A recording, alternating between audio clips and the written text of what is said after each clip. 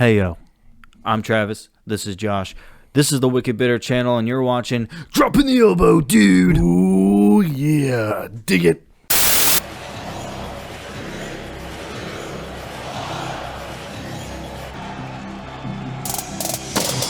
ain't got a limit, ballin' like a scrimmage.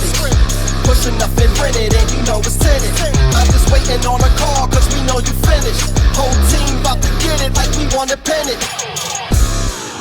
Oh, a little bit of the bubbly. Welcome back to another episode of Dropping the Elbow DTE. I'm Travis, this is Josh. We're going to go over today the first episode of AEW on TBS. It was a great show. A lot happened, good and bad, I guess you could say. But before we get into that, if you're new here, welcome to the channel. Go ahead and hit subscribe. Go ahead and hit like. If you like AEW content, if you like pro wrestling content, this is the page for you. We're going to cover AEW, the shows, the Rampage, Dynamite, specials, Battle of the Belts happening this Saturday. We will be there live in person, and I'm pretty sure I'm going to probably try to take some pictures or videos just to put it on the Instagram or something for you guys. But go ahead, like the channel, subscribe, and if you're here, if you've been here, thanks for rocking with us. Thanks for checking out this video. We're glad to have you guys on board with us on this AEW YouTube journey we're on. Now, let's get into the show. First match of the night, Hangman Page versus Bryan Danielson. And one thing I like about AEW, and I love about Tony Khan, is that he's not afraid to put this type of match as like the first match of the night. I mean, I think it only makes sense. If I was booking a show, it would make sense. Yeah. Because you're not making them wait for the match the whole show. It's like you get what you paid for, I guess. You go there and you see. Exactly, right off the bat. Right off the bat, and you're like, oh, that was great. I'm going to stick around. It was such a great match, too. Yeah, and you know, and I think it also goes to show the faith that Tony Khan has in his roster. Because, because the main event was the tag team title match between Jungle Boy and Luchasaurus and the Lucha Bros. And it was a great tag team match. So it's like he's got faith in, you know, the other parts of his roster, which is great. But that Hangman Page and Bryan Danielson match, dude, that's... What'd you think of that match? I thought that match was amazing. A lot of people were criticizing a lot of it. Yeah. It was a bloodbath. Yeah. Bryan Danielson was just... He was bleeding more than the Hangman. If anything, I would think that... Well, would you say the second one's better than the first one? Yeah, I like this one better than... Well, like the than the 60-minute one. Yeah. Yeah, I like the 60-minute one, but there was a lot more slow-paced stuff happening in the 60-minute one. I like this one. It was more... This was the 60-minute one, This was like a 35-minute you know. Okay. But I like this one. I like them both, but I will say, and you mentioned it with Bloodbath, I will say the only thing I have to critique and have a problem with sometimes, and it's not even like it's a big problem, it's not going to ruin the show for me, it's not going to ruin the matches for me, it's not going to ruin the product, but I feel like AEW does too much of it, where there's like blood almost every match, and I feel like it's just... Yeah, and I'm not against it. I like seeing them get cut open and everything, but I feel like it's just it kind of sounds messed up. But because we're used to watching WWE, where back in the Attitude Era and early what was the other era before, Ruthless Aggression era, there was blood sometimes, so it's not a big deal.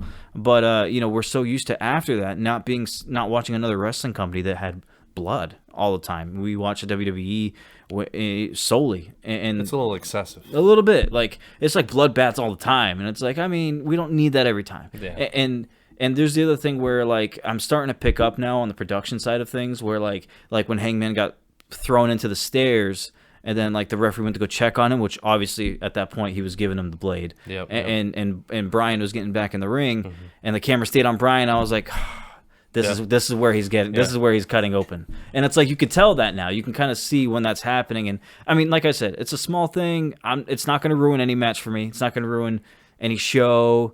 It's not going to ruin AEW for me. But it's just something I don't know. I'm okay if they cut back a little bit on it. Yeah, I mean, the blood's a little too excessive sometimes. Like the street fight with the girls.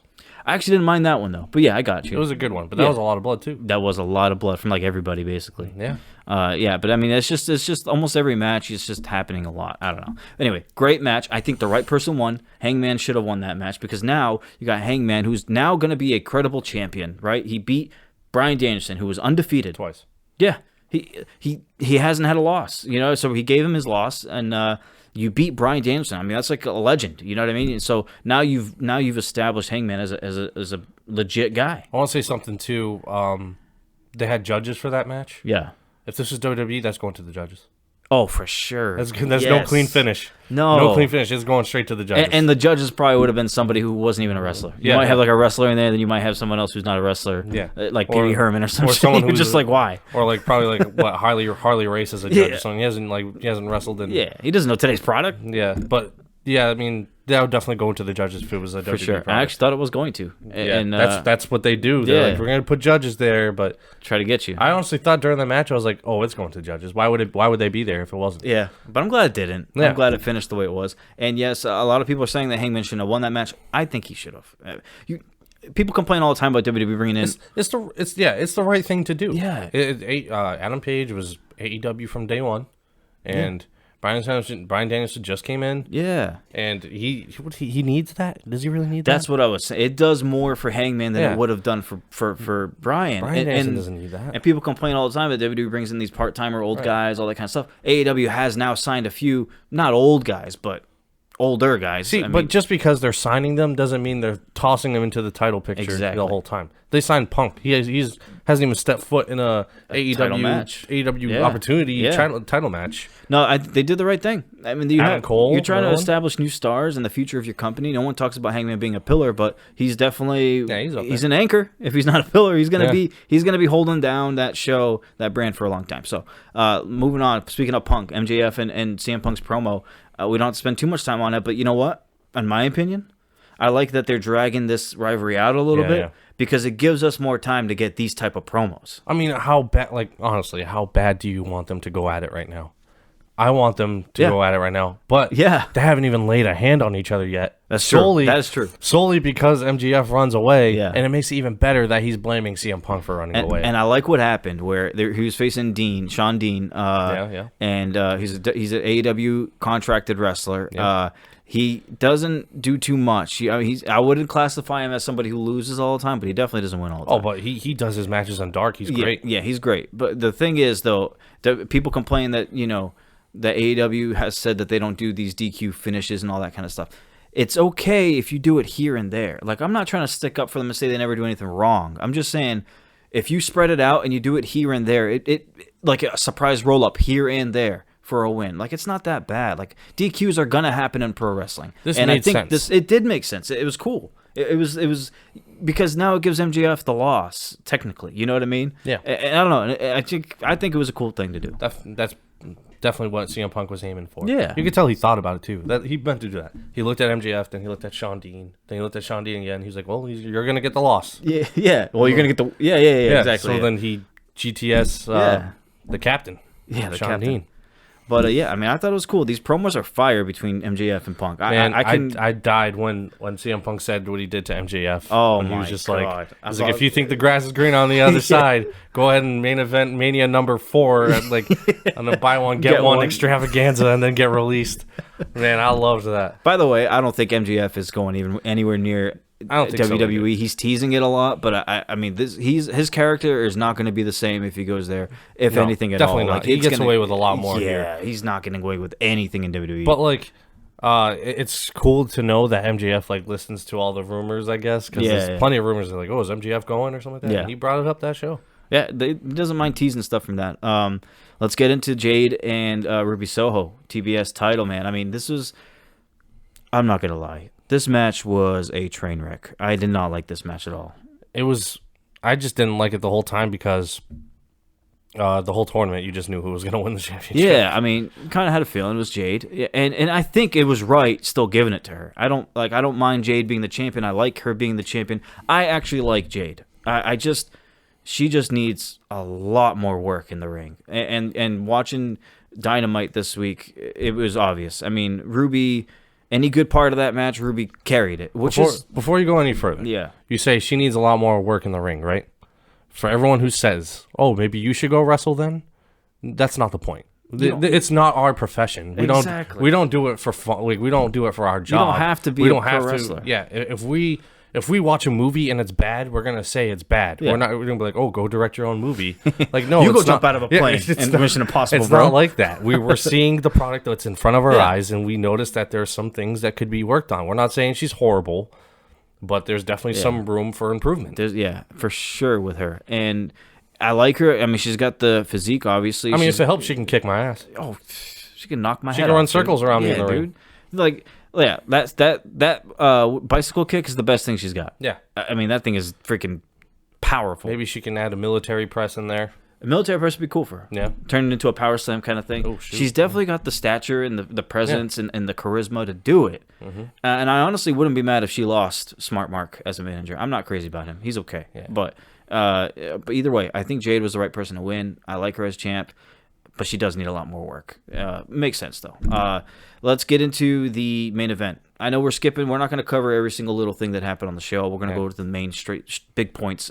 Main event, great tag team match between Jurassic Express. I don't know. They're not calling them Jurassic Express lately. When Marco is not there, I guess they don't call them that. Yeah. But it is Jurassic Express. Jungle Boy and Luchasaurus versus the Lucha Bros. Where's Marco been? I think he's been injured, but I'm not. I don't know. I'm not too sure. It's funny how he got injured now, but was back when Lance Archer was freaking tossing him around, like, for real, throwing him over everything. He's fine. It just caught up to him. Well, it's also another thing I want to bring to attention is Lance Archer. Where the hell's he been? I know he's been hurt. Remember, he did the backflip. Yeah, he spiked his head, but like we haven't heard anything. No, actually, before we get into this main event, dude, can we address the Jericho coming out and talking? Did you notice what I noticed with his hair? Oh, it looks a little more. Looks a little more suave. Yo, he looked like I don't know how many people watch The Office, but he looked like Creed from The Office when he was trying to look younger and cooler when he dyed his hair. I don't know if it was that bad, dude. It was because the hair itself was fine, but the close-ups on Jericho, you could see it on the widow's peak up here, like the paint. It was just, I was like, man, I hope he doesn't start sweating and that shit comes down. But I love that guy, but come on. Now that we're on the topic, let me bring up 2.0. Yeah. I don't like 2.0. No, I kind of like him. But adding on to that, I don't like how Chris Jericho talks to 2.0. I'm not saying like it was like, oh, don't talk to him like that. You're just gonna bring up their heads?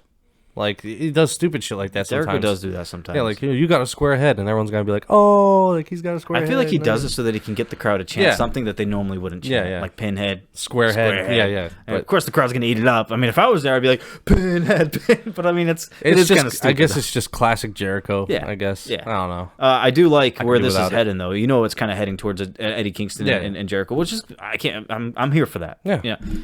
To be honest, I'm pretty much up for anything AEW brings us. Because it seems like everything they're bringing us is just like, even though it might not look good, it still ends up good for some reason. Somehow it works. Whatever. Although that barbed wire death match with Moxley and Kenny Omega. Oh yeah, that ending. The ending was pretty bad. But I mean, we still at least they acknowledged it the next day, like the next week. Yeah, they made So I don't know. WWE would have been like, oh my god, it was devastating. Yeah. Main event. Like we were going to say, the tag team match. Great tag team match, dude. I love this match completely from start to finish, even though the end was very scary, gruesome for a little bit. Dude, I'm going to be honest with you. Rey Fenix got hurt in that match. That is one of the more gruesome injuries I think I've ever seen. I don't think I've ever seen. I mean, I know Psycho Sid broke his leg in the wrestling ring. I've seen right. I've seen like injuries in basketball like when like their leg like snaps or Anderson Silva whose leg snapped mid kick. But that though, Rey Fenix, man, he's freaking his arm just. His arm was this way. This arm was touching his elbow. Like it's also a story about that. When I was watching it with Christy, and she was like, she noticed it right away. I didn't. Like as soon as it happened, I see like she just goes, oh. She was like, did you see his arm? And I was like, what? She was like, oh, he definitely got hurt. And the whole time I'm thinking she's talking about Luchasaurus. Dude. So he goes in the ring, the match is over, they lift his arm, and I'm like, dude, no, it's fine. Yo. And then they show replays, and I'm like, oh my god, that's crazy because that exact thing happened to me and T when we were watching. She pointed it out. She saw it the whole time. She's like, "It's left arm." I'm looking at Luchasaurus' left arm. I'm like, "Yeah, he's fine." Yeah. Like I don't see it. It was crazy that you went through the same thing because me and T did the same thing. And she was like, "No, watch the replay. Can you rewind? Go to the replay." I'm like, it showed the replay. I'm still looking at Luchasaurus. Yeah. It took me like another 1 or 2 replays before I looked at Phoenix's left arm and it got bent over, and I was like, "Whoa, dude!" I literally yelled Like I was like, oh shit. Yeah, I was like, dude, that's bad. That was scary, man. That's 6 months gone, dude, at least. I know. Somehow this dude walked away without a broken arm. Yeah, I don't dislocated. know. Dislocated. I don't know how that happened. No fracture. I mean, it was just how. I don't understand. This dude has no bones in his arm. How did that happen? His bottom half of his middle finger was touching his tricep. Oh, his bicep. That is crazy. Oh my god, dude! It was one of the worst things I've ever seen. Luckily and thankfully, he's gonna be okay, and it's not a broken arm. I mean, damn, that could have been way worse. I honestly thought it was it for him. Yeah, I thought like he's gone for like at least a year. See, a lot of people were saying that maybe changed the plans because a lot of people thought that Brody King was coming in to debut with House of Black, but when people mentioned the lights going out, the lights went out before Fenix got hurt. So I feel like if they were going to show up, it would have been at that moment. I don't think it changed the way. I feel like what was going to happen, I feel like the lights went out, no one showed up, and they were just like, oh, okay, whatever. We just kept going. And then they lose. After they lose, I think that's when the lights were supposed to go out again. And then they come in. Because they went like, why would they do that in the match if it was going to lead to anything?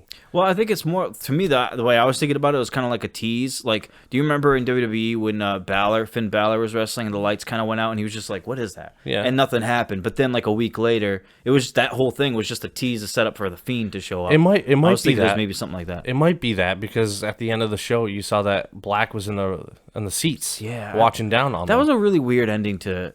They all the tag teams Cody, came out. Yeah, they went to Cody freaking 2.0 and shit, coming out with coffee. Like, yeah, I don't understand what happened with that. I understand what was going on, but like, all the tag teams want that title now, targeting him. Maybe it'll lead to a whole tag team like turmoil thing. Oh, that would make sense. Oh, the Owen Hart. Yeah, there we go. That could be what it is then. Yeah, but like that I can get what they were saying though, but it's just I feel like that was just the way they approached it. I just thought it was weird because I was like, why do all these tag teams now look interested? Were they not when Lucha Bros had it? Like, I don't understand. Like, now that Jurassic Express has it, everybody's like, oh, you know what? I want those titles. I don't know. Those look pretty good. It was weird that, and like it cut to like Jericho in the crowd who was just like this for a little bit. And then he realized he was on the board, and he was like, and then he started smiling. He's like, oh shit, my hair, yeah. I thought that was a little weird, but I'm excited, man, for what it could bring. And I honestly think now that we talked about it, it might be the Owen Hart tournament, maybe is tag team. Before we go, I want to say something, and we talked about it with Rick Raposo. I want trios tag team titles. I love that. I want tag team titles. It would make for so much easier booking for the factions that we don't see on TV every day. Like, just you could have a 6-man tag every day. Yeah. I mean, every week. Shout out to Rick Raposo, by the way. Yes. My boy. You could have it every week. You could see the factory. Yeah. You could see HFO. Yeah, Matt Hardy's thing. Yeah. You could see them. You could see Death Triangle. You know what I thought of too? On the topic of new titles, I was thinking, like, wouldn't it be cool if AEW brought in like a cruiserweight or like a light heavyweight type of championship? That's everyone. Well, that's what I'm saying, because now it opens up. Like, you can get like Dante Martin in there, Leo Rush. I mean, you can get Daniel Garcia in that whole thing. Fuego. Like guys like Fuego, Sammy could even get in there. That'd be good. I think a cruiserweight or a light heavyweight. I don't know what they can name it, but something like that I think would be cool. I was thinking that when we were watching. I actually like typed it in my phone. I was like, I gotta remember this to bring it up for when we do this episode. I thought that'd be a cool idea to have. Those new titles would be cool. When they brought in a new title and it was another women's one, fine. But like one more title for the men. For sure.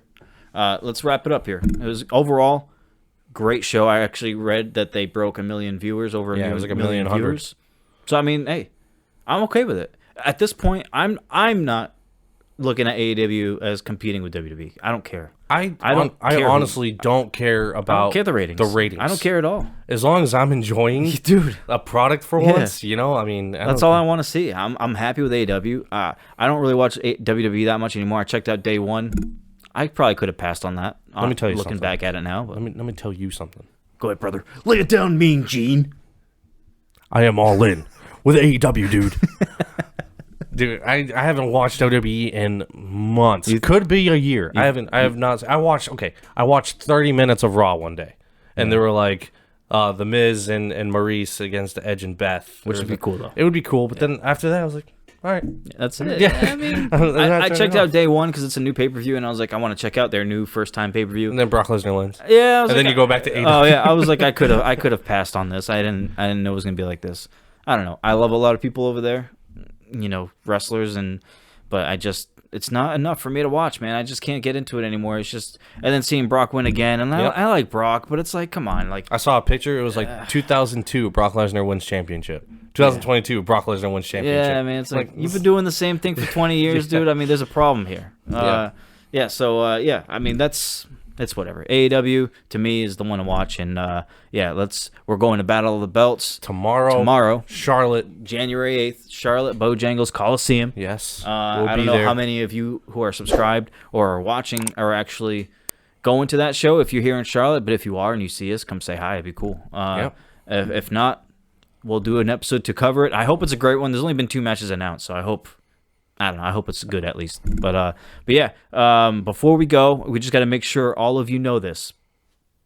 Coming from the bottom of our hearts, Tony Khan loves you. He really does.